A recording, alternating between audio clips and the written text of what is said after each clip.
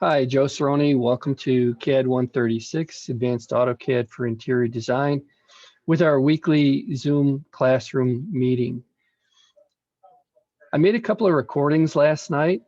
One of the recordings is how to model this table, and that is our new assignment. We're continuing with chapter 14, excuse me. And excuse me for 1 second here. I'm going to pause the video. So back to chapter 14, if we look at the content for that, it's basic 3D modeling. And so I've gone through and created videos for how to create these different objects and things like that. And so if we take a look at the content area,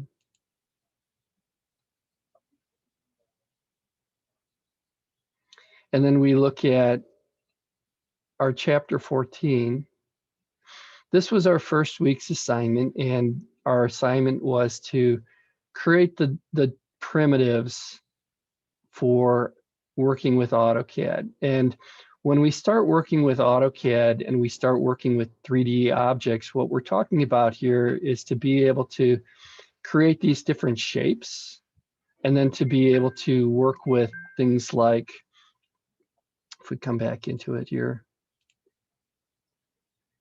and so if I open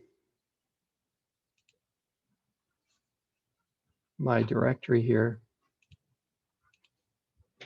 that's 134. Let me go and see where my 136 is. Should be in 2021. Yep. And so, uh-oh, this is bad. I'm in the wrong one. I'm in 165. That's why. Sorry about that, guys. There we go. Almost the same numbers. So 3D primitives. And when you get down to working with, modeling and doing things for interior design, I think I cut a short video on how to make like a lamp out of 3D primitives. You can do some really nice work, but the ideal way to start working with 3D is the way I've kind of started setting you up in this next module, where if let's take another look at some of the other stuff before I go there. I'll stay on track. And so here's another lab right here.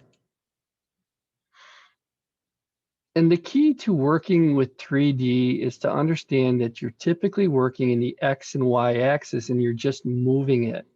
And so when I go through and I start to work with you on these videos, if I'm going to work on the right side here, and let's say I wanted to put a primitive on there, Al will show you some other ways, but I'm going to show you the old school way because it always works.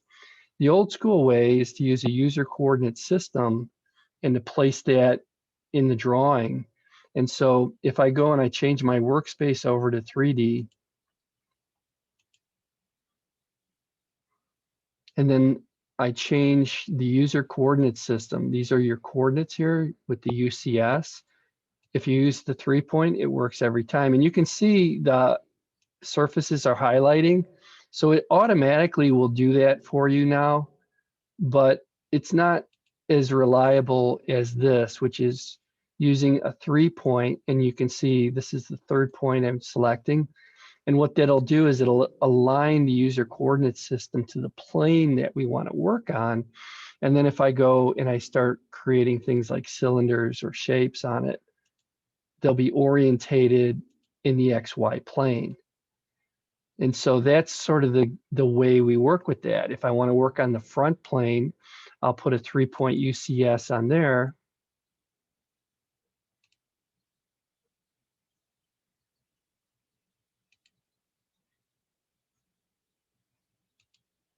And then I'm able to do my work in the XY plane here as well.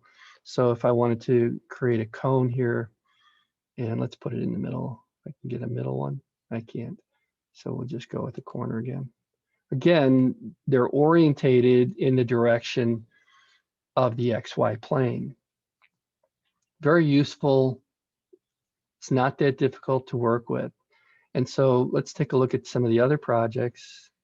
And so this is just an object with some primitives. And then it's a matter of using the 3DO snaps to be able to move the geometry into the orientations. And you can see that what we're doing is we're also working with viewports. And so we're creating these different viewports. And so if I go to my viewport layer and I unfreeze that, you can see the viewports. It's not so much important about setting up the scale in the viewports as it is the proper view. And so we have a top view here, a front view, a right side view, and an isometric view. So let's take a look at what we're working on this week. And so this week, what I did was I put together a couple of videos on how to create this table. And so if we go to the content section in D2L, I put them right here, project 14-2, modeling of a table. And I'll wait for Al to get back to help me to organize it, but I just wanted to put the content here. The project is located in the textbook, and if you click on it right here, I just did a one-page PDF of that object. I'm going to download it so that I can open it without being in the D2L window.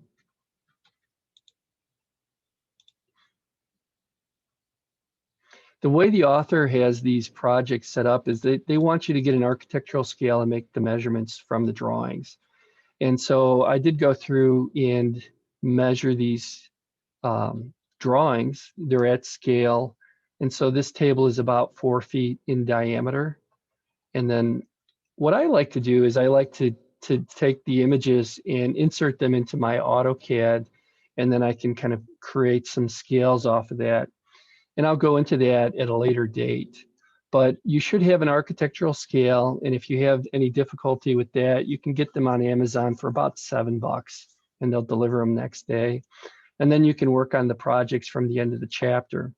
What I did was measure everything and then create a template drawing. And so in project 14 here, I have a student file. And so here's the project student file. And what you can do is you can download that. And you don't need to use the student file. If you want to take it from scratch and create all the geometry yourself, by all means, that's quite all right. But in a pandemic environment where there's a little bit of a disconnect, we can't look over your shoulder, I try to make it so that things work with minimal difficulties. And so what I did was I modeled the different parts, or at least I drew them in 2D. We don't need the grid here, so I'll turn that off. And I just created them on a furniture layer with a line weight. And so if I click on this, you can see if I hover over the grips, that's 2 feet in radius. So that's a 4-foot diameter tabletop. And then I went through and I modeled the table. And the important aspect when you start working with this is that all the lines are connected. So every endpoint of these lines is connected to the endpoint of the other line with no overlap and no jagged edges, because you have to have shape geometry to be able to create a model. Think of it as making something out of Play-Doh, and you're going to extrude it through your Play-Doh machine. It's kind of the same way. It's got to be a boundary shape to be able to work. And so these are boundary shapes. They're a little generous. They're a little bulbous here, but it was late last night and I said, that's good enough. And so the way you'll work with this is I made the video, but since we're online right now, I'll just show you rather quickly, is that you want to create a boundary shape out of this called a region. And I'm just going to type in region. And then I'll put a box around it and hit enter. And if you've done it right, it'll create a boundary shape. If I go to wireframe and I go to conceptual, you'll see that it's filled in. And we'll do the same thing for the leg of the table, where I'll region that as well. Because if you don't create a region out of it, it creates a 3D object, but it's a surface. And think of a surface like an eggshell, okay? It's hollow. And we can generate tool paths for machine tools, but with a solid object, we can do more with it because it has volume, and we can take it to a 3D printer or some other devices and be able to 3D print those objects. And so we can actually make some miniature furniture layouts like they do on, I always remember Die Hard, where the guy has this big layout of this facility that he's building and everything is scaled perfectly. 3D printers are great for doing that. You can go through and model the entire project and put them together. And if you have a 3D printer and a laser cutter, you have some really great prototyping equipment for under $5,000 that you can go through and create some of these scenes. So as we work with these, what we do is we draw them 2D, create a boundary shape with either a region or with a closed polyline. I'll take an isometric view to that. And then I'll just revolve them. And so we'll go into the revolve command. They group the commands. The bigger the button, the more often they think you're going to use it. And so revolve's fairly good size button. And so I'm going to select the revolve command, select the object, hit enter to end the selection. And then it wants to know the rotational axis. And so you'll use an object snap to grab that. Mine are not on. I will turn them on. And we'll select those edges. And then you can revolve that 360 degrees, full circle, and that will be a solid. If I click on it, right mouse click and go to quick properties, 3D solid. That's what we want because we can do Boolean operations on that. And then I've been doing 3D for quite some time. And so I have a lot of nice, what I call 2.5D techniques. And so we'll press pull this. You can press pull it or you can extrude it. Press pull is easier. We'll press pull it 1 inch because when you press pull, it creates the region for you automatically. Once we've press pulled it, we'll go with a 3D move. And I am careful to move things at a specific increment so that when I move them back, I know how far to move them. And so if I want to move this back to the shaft of the table, I'll grab the x-axis here. And when I moved it, I specifically moved it 6 inches. So when I move it back, I'll just type 6, and that will be back where it's supposed to be. It left a ghost image of the original, so I'm going to delete that. It's no longer necessary. And since I extruded it in the positive Z direction, it's going to be a 1/2 inch off. So I'm going to push it down with a move in the Z axis right here so that it's perfect by 0.5 in the negative Z axis. I'm not going to union those because I'm not ready to, because I need to create the other 2 legs. And just like I was talking about in lesson 1, we're going to put a 3-point user coordinate system at the center, at the positive X, which will be a quadrant, and at the positive Y, which will be a quadrant, hopefully. If I can't get the quadrant, I'm just going to drive it up in the Z axis and it'll track for me. And so that seems to be working. And then once I have that, what I'll do is I will use the polar array. Most of your AutoCAD commands are 2D. You just manipulate the Z axis. And so we'll select that as our object. Excuse me, I need to do the center first. And so we'll select the center of the, nope, had it right the first time. So that's the object. Center point of the array will be right here. And then it goes with what it has in its memory from the last time it used the command, which was to make 6 legs. We want to make 3. It'll divide that by 360 degrees. And so every 60 degrees, you'll get another leg. And so you can customize that and use a custom, 120 degrees between each leg. So every polar array that you work with, the computer will do the math for you. So we'll close that. And then we can union those.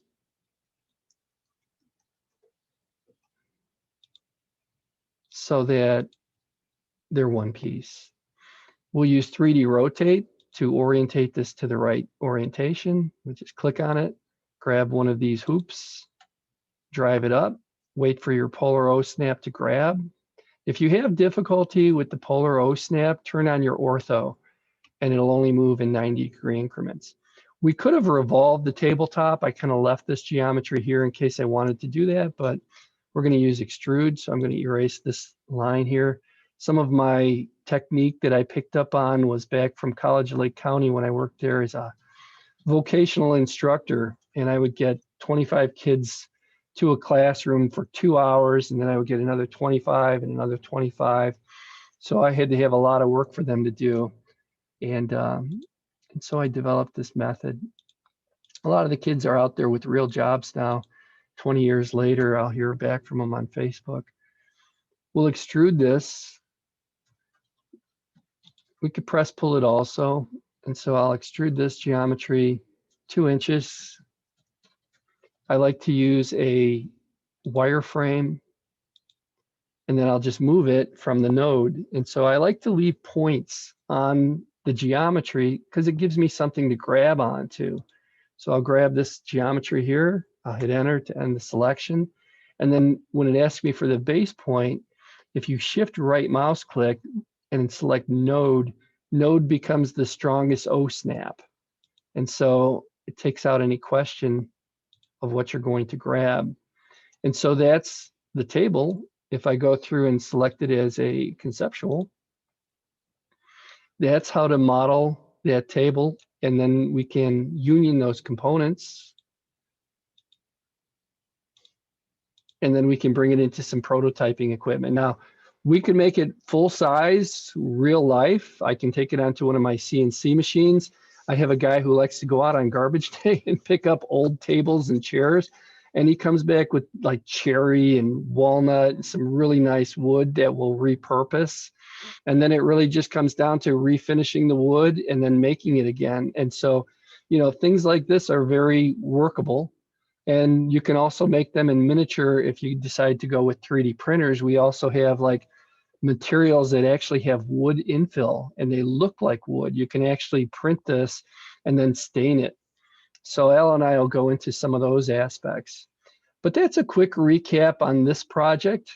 Next week, I'm going to go into some of the modeling projects that we have for the class, where we'll take floor plans and then model those. And so a lot of times I'll go into these equipment requests. And so I like to include what the lab facilities will look like in 3D. And so I've gone through and modeled a lot of the facilities here at the Skokie campus.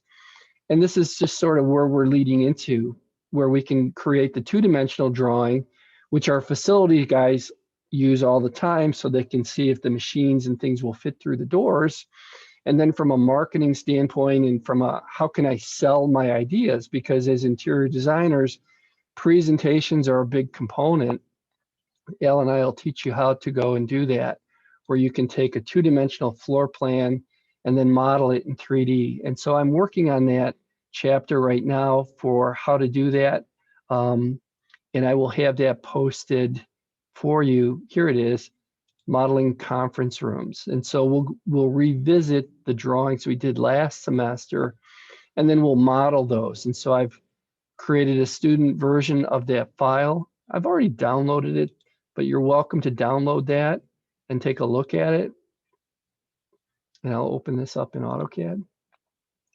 And so our plan will be to take these conference rooms and then to use a lot of your vendors, especially the high-end vendors, will have chairs and different components. We're seeing a big uptick in CAD students being hired by companies that have online catalogs to create the geometry so they can download it. And so things like McMaster-Carr and a lot of your faucet manufacturers, sink manufacturers, kitchens and baths, you can now get CAD models of their fixtures and appliances, and then you can incorporate them into your CAD design. So that's what we'll be doing next week. And so the plan for this week is to go through and to complete the table, and then to drop that into our assignments folder. And then next week, we'll start to work with modeling of these conference rooms. Okay, that ends our review for this week. I'm going to stop the video and open things up for questions.